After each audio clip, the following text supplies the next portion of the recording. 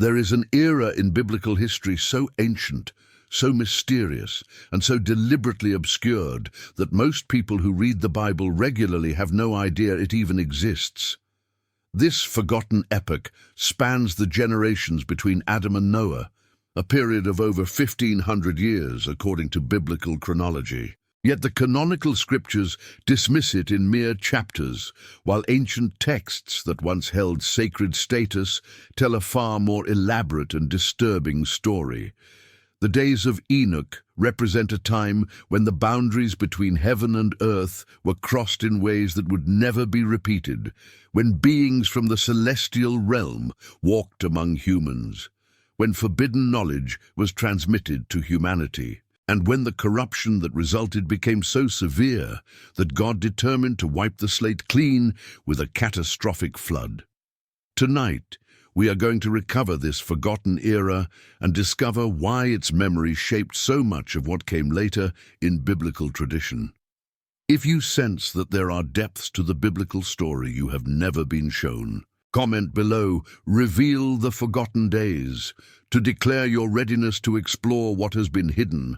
Hit the like button so others can discover this lost history, and subscribe to this channel if you haven't already, to continue uncovering the mysteries that lie beneath the surface of Scripture. The figure of Enoch appears briefly in the book of Genesis, almost as an afterthought in the long genealogy that connects Adam to Noah. The text tells us that Enoch lived 65 years and fathered Methuselah, then walked with God for 300 years while having other sons and daughters. Then comes the enigmatic statement that has fascinated readers for millennia. Enoch walked with God, and he was not, for God took him. Mate, in a genealogy where every other entry ends with, "and he died," Enoch alone escapes death. He simply vanishes, taken by God to an unknown destination for unknown purposes.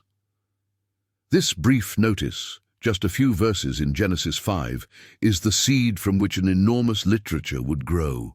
Who was this Enoch who walked with God so intimately that death could not claim him? What did he see during those 300 years of divine companionship?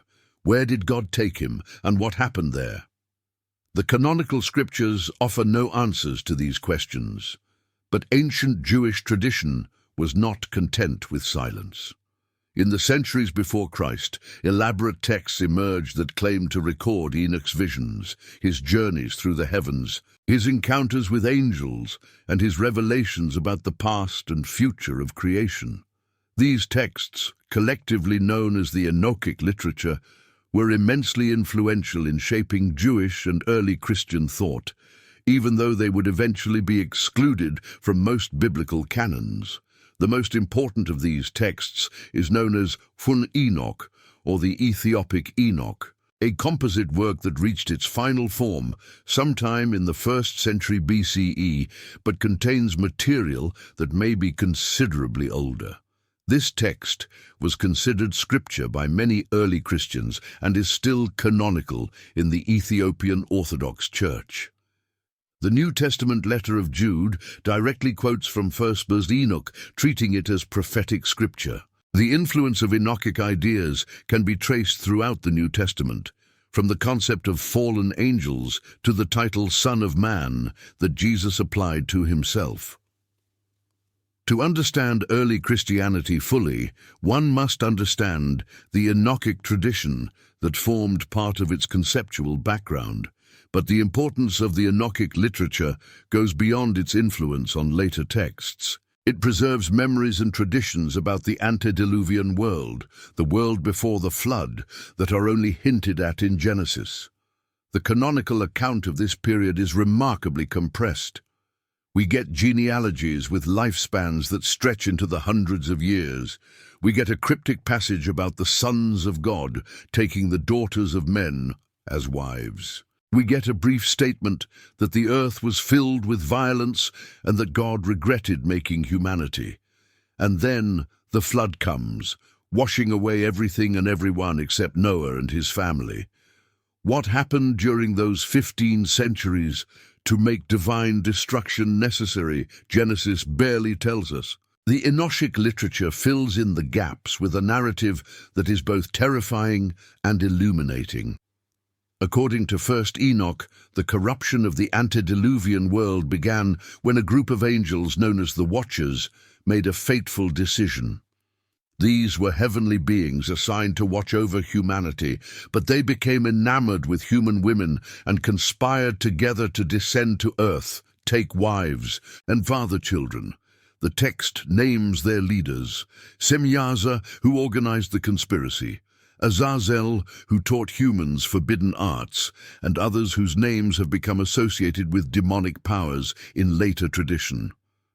200 angels in total descended on Mount Hermon, binding themselves with mutual oaths to carry out their plan, despite knowing it was transgression. The offspring of these unions between angels and humans were the Nephilim, giants who consumed the produce of humanity, and then, when food ran out, began consuming humanity itself. The earth was filled with blood and violence as these hybrid beings wreaked havoc on creation. Meanwhile, the fallen angels taught their human wives and children secrets that were never meant for mortal knowledge. The arts of weapon-making and warfare, the use of cosmetics and jewelry to enhance seduction, the practices of sorcery and enchantment, the reading of celestial signs for divination. Each fallen angel contributed some forbidden knowledge, and the cumulative effect was the corruption of human civilization at its very roots.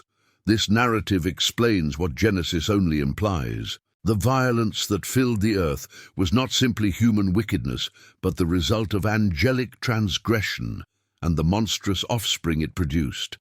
The corruption was not merely moral, but ontological, a violation of the boundaries between different orders of being that God had established in creation.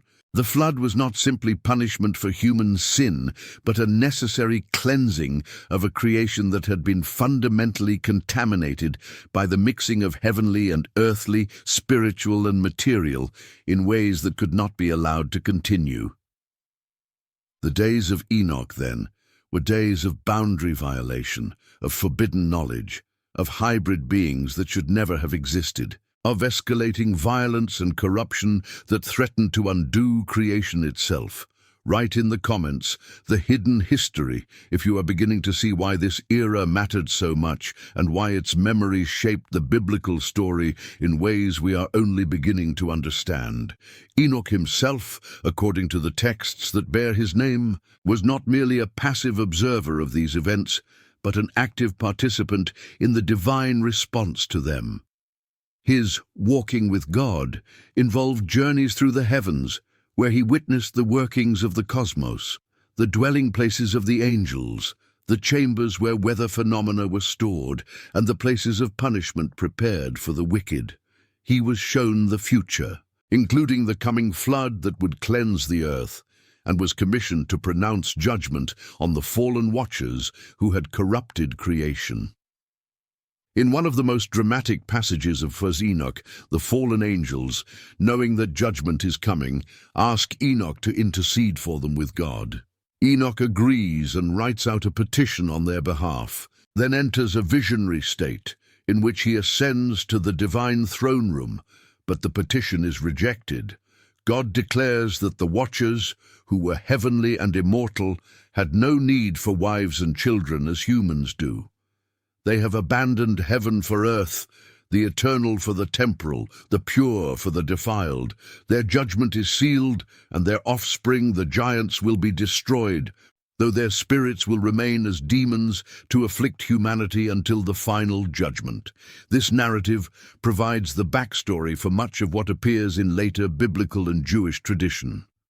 The demons that populate the New Testament, the evil spirits that Jesus and his disciples cast out, are understood in this framework as the disembodied spirits of the Nephilim, still active in the world, still corrupting and afflicting humanity.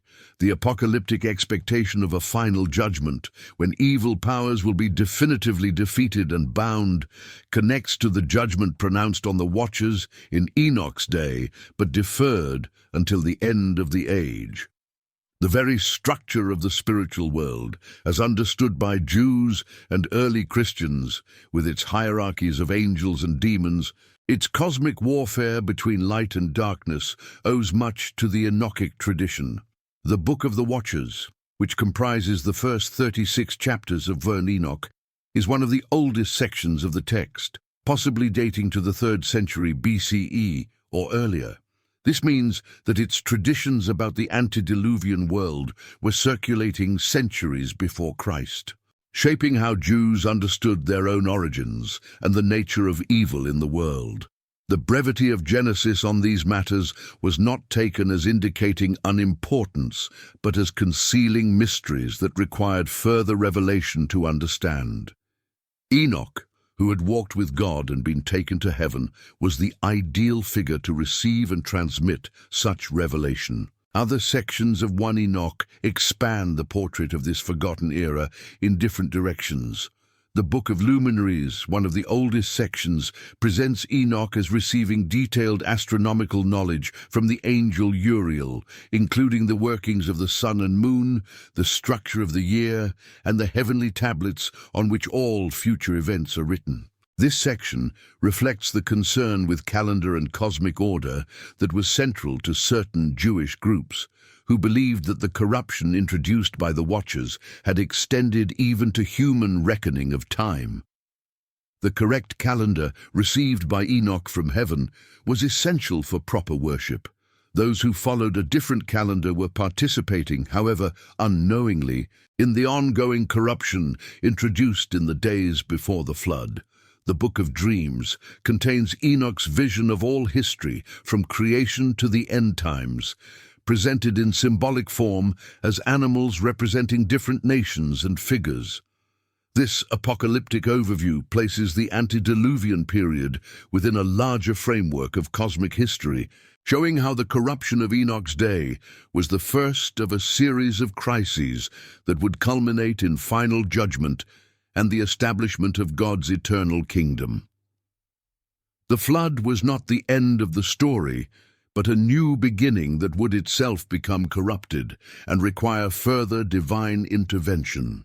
The Epistle of Enoch, the final section of 1 Enoch, contains ethical exhortations and woe oracles that draw on the lessons of the antediluvian period for later generations. The sins of the Watchers and the violence of the Nephilim serve as warnings against the sins of Enoch's readers' own time. The oppression of the poor, the corruption of justice, the pursuit of forbidden knowledge, the arrogance of those who think they can escape divine judgment. The days of Enoch become a paradigm for understanding all human history, a template that reveals the recurring patterns of transgression and judgment that structure the relationship between humanity and God. The influence of the Enochic tradition extended far beyond the texts that bear Enoch's name. The Dead Sea Scrolls community at Qumran possessed multiple copies of 1 Enoch and clearly considered it authoritative. The Enochic calendar appears to have been the calendar used by this community, putting them at odds with the Jerusalem temple establishment. The community's dualistic worldview, with its sharp division between the sons of light and the sons of darkness, between the spirit of truth and the spirit of error, reflects Enochic influence. Some scholars have argued that the Qumran community saw themselves as living in a time parallel to the days of Enoch, a time of escalating corruption that would soon be followed by divine judgment. Early Christianity inherited this Enochic framework and adapted it to its own purposes. The letter of Jude quotes 1 Enoch 1:9 directly. "Behold, the Lord comes with 10,000s of his holy ones, to execute judgment on all, and to convict all the ungodly of all their deeds of ungodliness that they have committed in such an ungodly way." This quotation treats Enoch as a prophet whose words are scriptural authority. The second letter of Peter, closely related to Jude, refers to the angels who sinned and were cast into Tartarus, clearly drawing on the Watchers' tradition. The reference in 1 Peter to Christ preaching to the spirits in prison who formerly did not obey when God's patience waited in the days of Noah likely connects to the imprisoned watchers of Enochic tradition.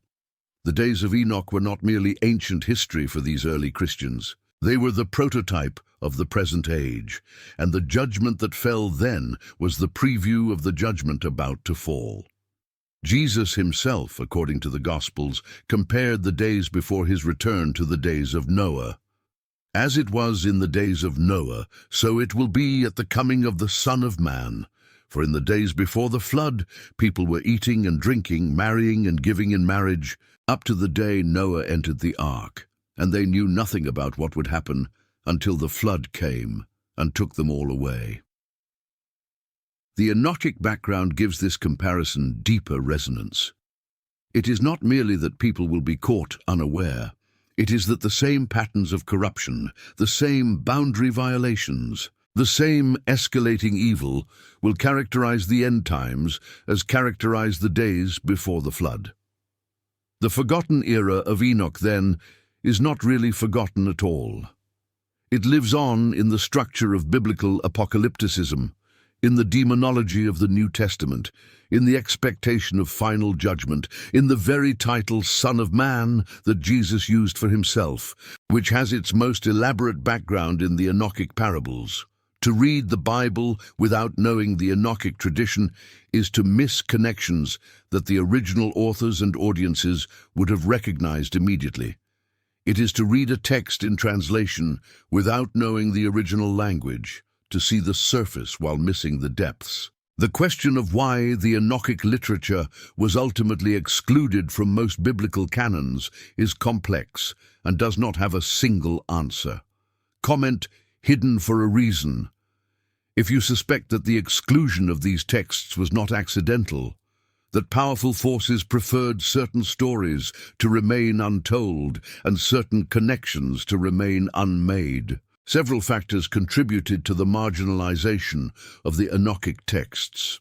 As Christianity separated from Judaism and developed its own institutional structures, texts that were popular in Jewish apocalyptic circles but not included in the emerging rabbinic canon became suspect. The fall of Jerusalem in 70 CE and the failure of apocalyptic expectations associated with that event led to a cooling of enthusiasm for apocalyptic literature in general.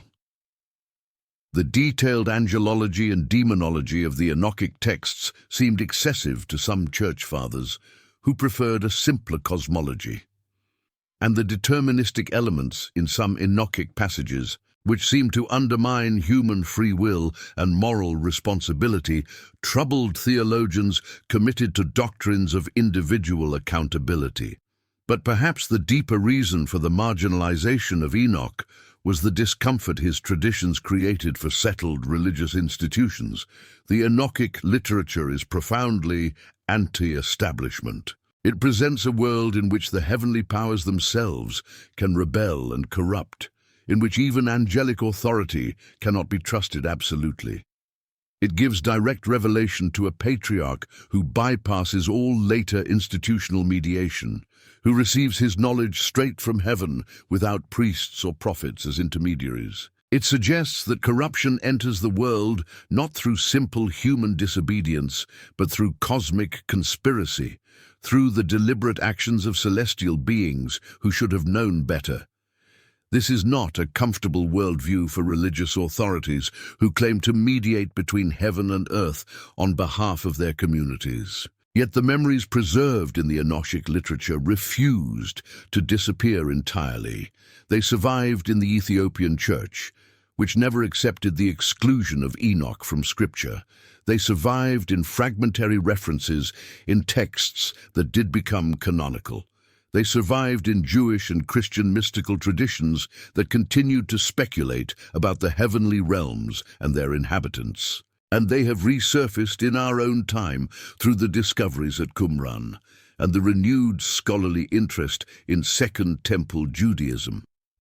The days of Enoch are being remembered again, And with that remembering comes the recovery of a dimension of biblical tradition that had been nearly lost. The final dimension of the Enochic legacy concerns what these texts reveal about the nature of evil and the human condition, insights that remain relevant regardless of how one views their historical or canonical status. Write in the comments, "Ancient wisdom for today," if you sense that the story of the Watchers and the corruption they brought speaks to something we still experience, something we still struggle against, something that shapes our world in ways we might not fully recognize. The Enochic narrative presents evil not as an abstract concept or a mere absence of good, but as something with a history, a story, a point of origin that can be identified and traced. Evil entered the world through specific choices made by specific beings at a specific time. The Watchers were not forced to descend and corrupt humanity. They chose to do so, binding themselves with oaths to carry out their transgression together. This emphasis on choice and conspiracy distinguishes the Enochic account from other ancient explanations of evil, which often attributed it to the nature of matter itself or to the actions of cosmic forces beyond anyone's control. At the same time, the Enochic narrative recognizes that once evil is unleashed, it takes on a life of its own that exceeds the intentions of those who initiated it. The Watchers wanted wives and children. They did not necessarily intend to produce monsters who would devastate the earth. Azazel taught metallurgy and cosmetics. He did not necessarily foresee the wars and seductions that would result. The forbidden knowledge spread from those who received it directly to those who had no contact with angels at all. Corruption cascaded through society until everyone was affected, until the very structure of creation was compromised. This is how evil works. It begins with specific choices, but generates consequences that spiral beyond control. The solution to such radical corruption in the Enochic worldview cannot be merely moral reform or better education. The contamination has gone too deep. The giants cannot be rehabilitated. They must be destroyed. The Watchers cannot be forgiven. They must be bound and punished. Even the flood, which seems like the most extreme possible divine intervention, does not finally solve the problem, because the spirits of the dead giants remain active as demons. Complete resolution must wait for the end of the age, when God will intervene definitively to judge all evil, angelic and human alike, and establish a new creation untainted by transgression. This apocalyptic framework shaped how Jews and early Christians understood their own situation. They were living in a world still affected by the corruption of the antediluvian era, still plagued by the demonic spirits of the Nephilim, still waiting for the final judgment that Enoch had prophesied. Their struggles against evil were not merely individual moral efforts, but participation in a cosmic conflict that had been raging since before the flood and would continue until the end of time. Victory was assured because God had already pronounced judgment, but the battle remained fierce because the condemned powers were fighting desperately against their inevitable fate. This worldview has obvious limitations and dangers. It can encourage fatalism, since individuals seem powerless against cosmic forces. It can promote dualism, dividing the world too neatly into good and evil, us and them. It can justify violence against those perceived as allies of the demonic powers. These dangers are real and have manifested repeatedly in history when apocalyptic movements have turned destructive. But the Enochic tradition also contains resources for resisting these dangers. Its emphasis on divine mercy alongside judgment, its recognition that even heavenly beings can fall, its call for ethical living in the present while awaiting future vindication. More positively, the Enochic worldview offers a way of taking evil seriously without either denying its reality or surrendering to its power. If evil has a history, then it also has an end. If it was introduced by choices, then different choices can resist it. If it operates through specific mechanisms, forbidden knowledge that corrupts, violence that traumatizes, boundary violations that contaminate, then those mechanisms can be identified and countered. The Enochic tradition does not promise easy victory, but does promise that the struggle is meaningful, that the outcome is certain, and that those who remain faithful will be vindicated when the hidden things are finally revealed. The days of Enoch matter because they remind us that we are not the first to face a world that seems hopelessly corrupted, not the first to wonder if divine judgment is the only solution, not the first to hope for a new creation that will finally set things right. Those ancient generations, in the 15 centuries between Adam and Noah, watched their world descend into violence and chaos until only one family remained righteous enough to survive the cleansing flood. Their story became the template for understanding every subsequent crisis, every subsequent judgment, every subsequent new beginning. To recover the days of Enoch is to recover a lens through which the entire biblical story becomes clearer, more coherent, more urgent. Tonight, you have entered a forgotten era and discovered why it shaped so much of what came later. You have met the Watchers who descended on Mount Hermon, the giants who devastated the earth, and the mysterious prophet who walked with God and was taken to heaven without tasting death. You have seen how his visions and revelations influenced texts that did become canonical and movements that shaped the world in which Jesus and his first followers lived. And you have glimpsed the enduring relevance of these ancient traditions for understanding evil, judgment, and hope in our own troubled time. The days of Enoch are not merely past. They are paradigm, prototype, pattern. They show us what can happen when boundaries are violated, when forbidden knowledge is pursued, when the restraints that preserve order are cast aside. They warn us that corruption, once introduced, spreads in ways its initiators never intended. And they promise that judgment, though delayed, is certain, and that beyond judgment lies the possibility of new creation, new beginning, restored innocence that even the memory of the fallen world cannot taint. Enoch walked with God in an age of darkness and was taken to light. His witness to what he saw has echoed across the millennia, sometimes loudly in texts that bear his name, sometimes quietly in traditions that absorbed his influence without acknowledgement. But the witness remains, waiting to be heard by those who have ears, waiting to illuminate the depths of a biblical story that is far richer, far stranger, and far more profound than the surface reading reveals. The forgotten era has been remembered tonight. What you do with that memory is now your choice. The transmission of forbidden knowledge from the Watchers to humanity represents one of the most profound and troubling elements of the Enochic tradition, raising questions about the nature of technology, civilization, and progress that remain remarkably relevant today. Write in the comments, "Forbidden knowledge revealed," if you sense that this ancient narrative about dangerous wisdom might illuminate something about our own relationship with knowledge and power that we prefer not to examine too closely. According to Enoch, each of the fallen Watchers contributed specific teachings to humanity. Azazel taught the making of swords, knives, shields, and breastplates, inaugurating the technology of warfare. He also taught the art of cosmetics, showing women how to beautify their eyelids with antimony and their faces with colors, introducing the technology of seduction.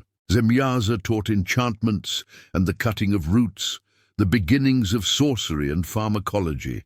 Other Watchers taught astrology, the reading of celestial signs for divination, the observation of clouds and earth signs, and the movements of the sun and moon.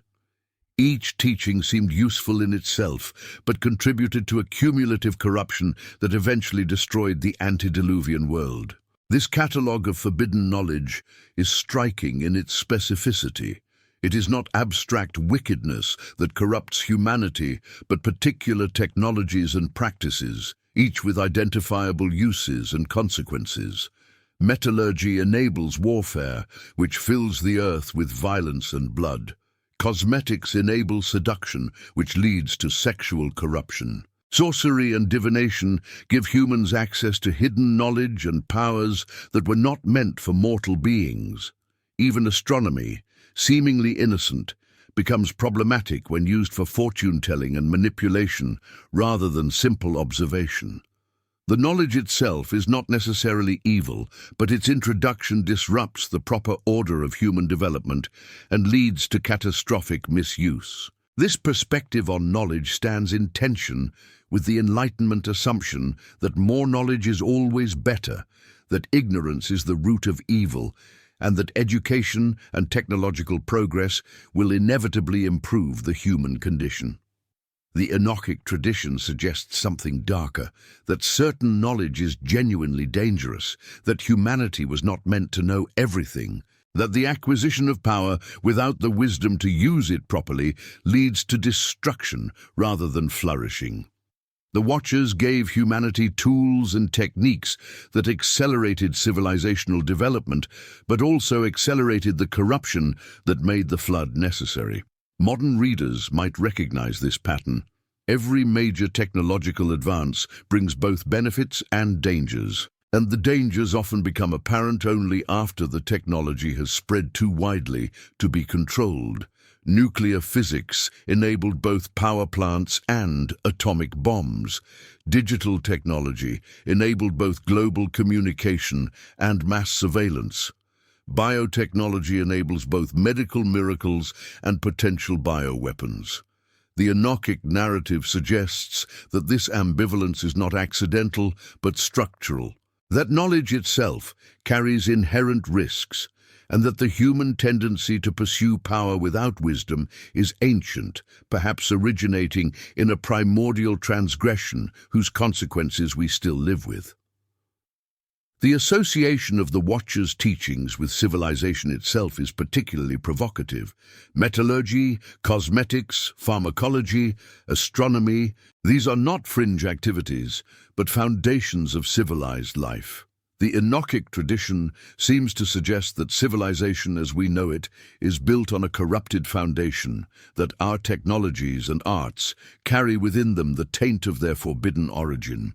This is not a call to abandon civilization and return to primitive existence, which is neither possible nor desirable. But it is a warning against naive confidence in progress, a reminder that the powers we wield are double-edged, a suggestion that wisdom requires knowing not only how to do things, but whether they should be done.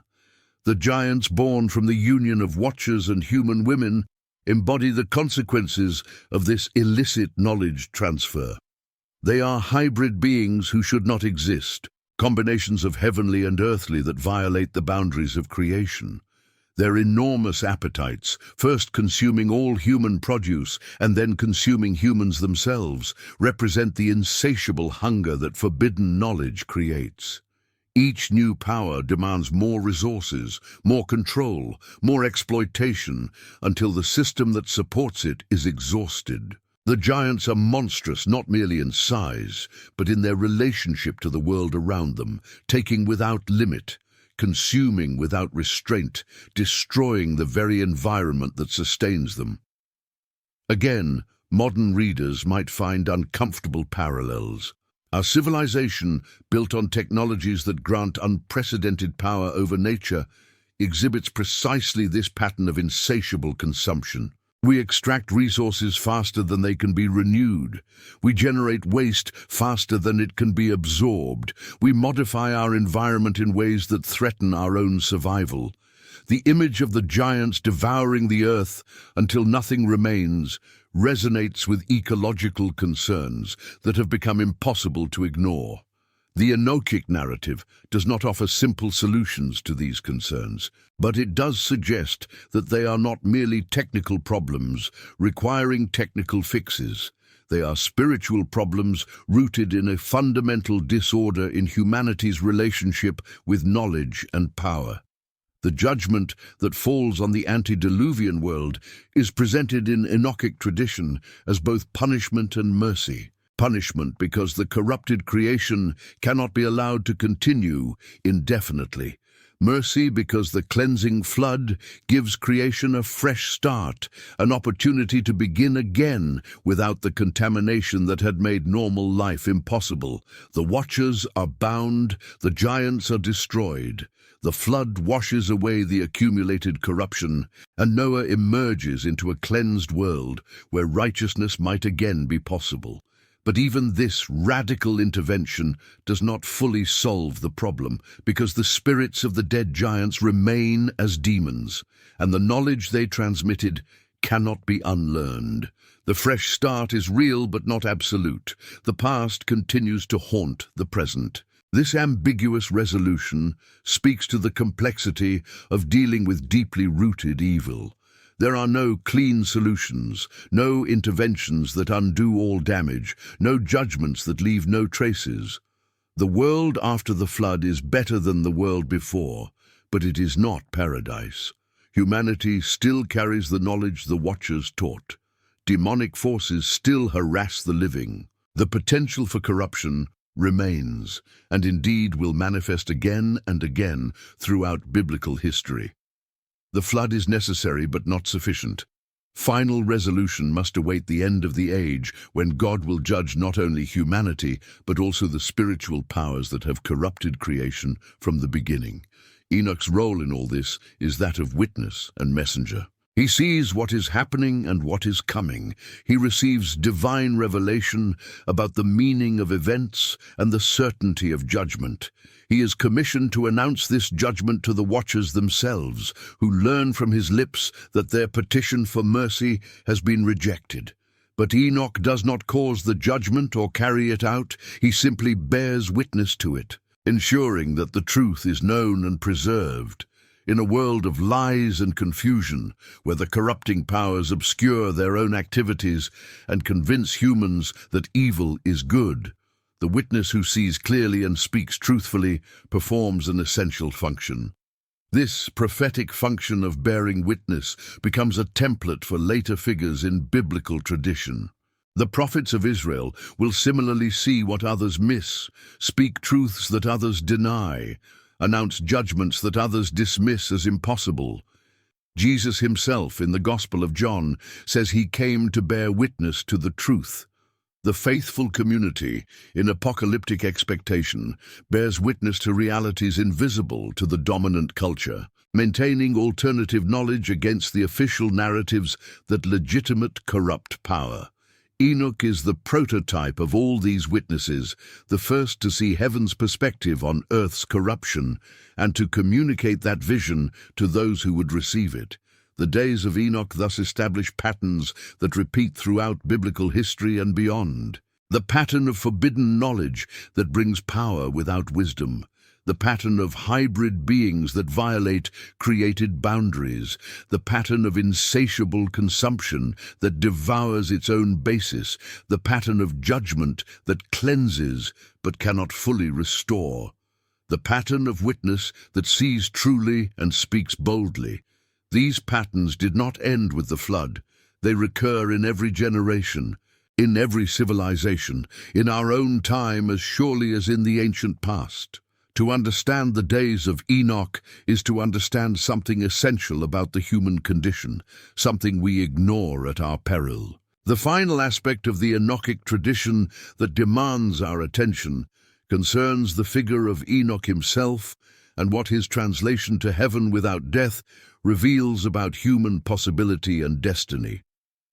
Comment: taken by God, if you are ready to explore what Enoch's mysterious departure might mean for understanding what human beings can become and where our journey might ultimately lead. In a genealogy where every entry except one concludes with, "and he died," Enoch's exception stands out with startling force. Death, the universal human fate since Adam's expulsion from Eden, does not claim this seventh patriarch. Instead, he walked with God, and he was not, for God took him. The Hebrew is deliberately cryptic, refusing to say where Enoch went or what happened to him. But the implication is clear. A human being lived so closely with God that the normal boundary between mortal and immortal life was crossed. What Adam lost through disobedience, Enoch recovered through faithfulness. This brief biblical notice sparked enormous speculation in ancient Jewish tradition. Where did God take Enoch? What did he experience there? Is he still alive somewhere in the heavenly realms? Will he return at the end of the age? The Enochic literature answers these questions with elaborate visionary accounts of Enoch's journeys through multiple heavens, his encounters with angels and the divine throne itself, his transformation from mortal to immortal, and his ongoing role as heavenly scribe and witness. Some traditions identify him with the great angel Metatron, the lesser YHWH, who bears God's name and serves as mediator between the divine and human realms. The transformation of Enoch from human to angelic being is presented most dramatically in 3 Enoch, a later text, but one that preserves ancient traditions. In this account, God takes Enoch up to heaven, enlarges his physical form to cosmic dimensions, gives him wings and countless eyes, transforms his flesh into flame, and seats him on a throne at the door of the 7th heaven. He receives a new name, Metatron, and serves as the heavenly prince who governs the angels and transmits divine decrees. This is not merely survival beyond death, but radical transformation, deification in a sense, the elevation of a human being to a status that blurs the line between creature and divine servant. This tradition of Enoch's transformation represents an alternative to the Greek philosophical idea of the immortality of the soul. In Enochic thought, what survives and transcends death is not a disembodied soul, but a transformed person, a body and spirit together translated into a new mode of existence. This is closer to what the New Testament means by resurrection than to what Plato meant by immortality. The goal is not escape from the body, but transformation of the whole person into a form capable of existing in the divine presence. Enoch achieves this transformation before death. For others, it will come through resurrection at the end of the age. The possibility that Enoch represents became a source of hope for those who read his story and sought to follow his example. If one human being could walk with God so intimately that death was transcended, then perhaps others could do the same. The mystical traditions of Judaism, from the Hekkalot literature to medieval Kabbalah, sought techniques for ascending to heaven as Enoch had done, for experiencing the divine throne room, for undergoing transformation in the presence of God.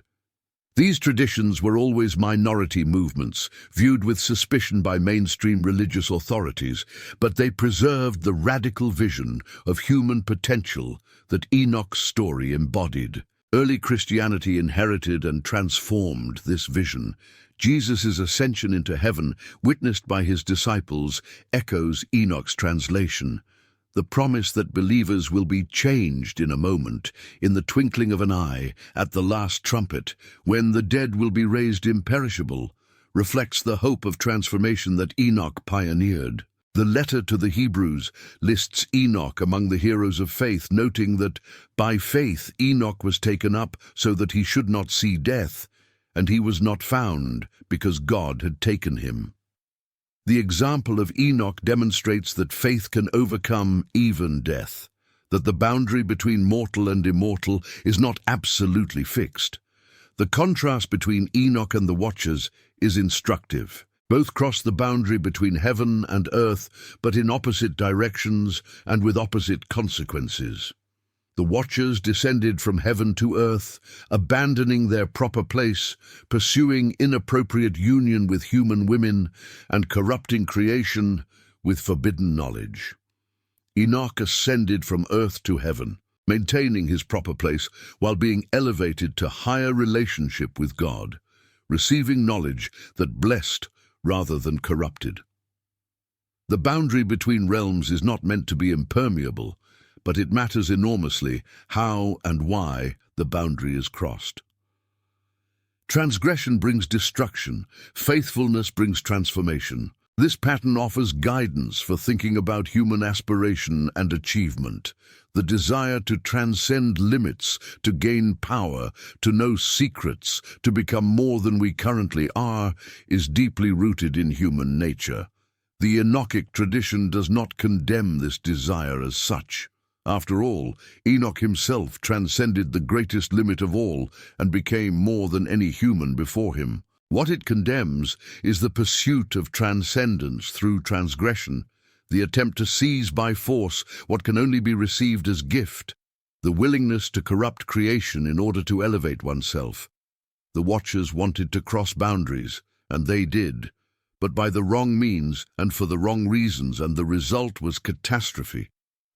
Enoch wanted to walk with God, and he did, by the right means and for the right reasons, and the result was translation to glory. The days of Enoch present us with both possibilities, the path of the Watchers and the path of Enoch himself, the path of forbidden knowledge, violated boundaries, and escalating corruption that ends in judgment and destruction, the path of faithfulness, intimacy with God, and gradual transformation that ends in transcendence and eternal life.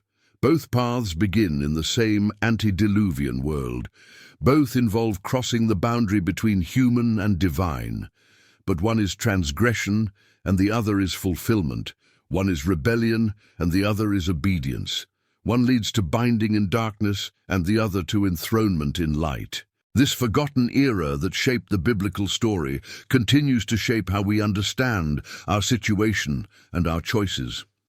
We live in a world that bears the marks of ancient corruption, where forbidden knowledge has been unleashed and cannot be recalled, where the consequences of primordial transgression still work themselves out in violence and exploitation and insatiable desire. But we also live in a world where the example of Enoch offers hope, where walking with God remains possible, where transformation rather than destruction might be our destiny if we choose the right path. The days of Enoch ended with flood and judgment, but Enoch himself escaped that judgment, taken to heaven before the waters rose. His descendants perished in the deluge, but his witness survived in the traditions that bear his name, and his example endures, calling every generation to choose between the path of the Watchers and the path of the one who walked with God and was not, for God took him. Tonight, you have recovered an era that mainstream tradition preferred to forget but could never entirely suppress. You have seen the fall of the Watchers and the rise of the giants, the transmission of forbidden knowledge and the corruption that followed, the judgment by flood and the ambiguous aftermath, the transformation of Enoch and the hope that transformation offers. These are not merely ancient stories, but living patterns, templates that help us understand our past, our present, and our possible futures. The days of Enoch speak to us across the millennia, warning and inviting, condemning and promising. They warn that knowledge without wisdom is deadly, that boundary violations have consequences, that corruption once unleashed spreads beyond all control. They invite us to walk with God as Enoch did, to seek transformation rather than transgression, to bear witness to truth in an age of lies. They condemn the Watchers in us, the part that wants to descend to inappropriate unions and teach inappropriate secrets. They promise that the Enoch in us, the part that yearns for intimacy with God, can be taken up to where death has no dominion. The forgotten era has been remembered. The hidden history has been revealed. What you do with this knowledge is now between you and the God who took Enoch. May you walk with God as he did. May you be found faithful when the judgment comes, and may your destiny be transformation, not destruction, ascent rather than binding, eternal light rather than everlasting darkness. The choice that faced the antediluvian world faces every generation. It faces you tonight. Choose well.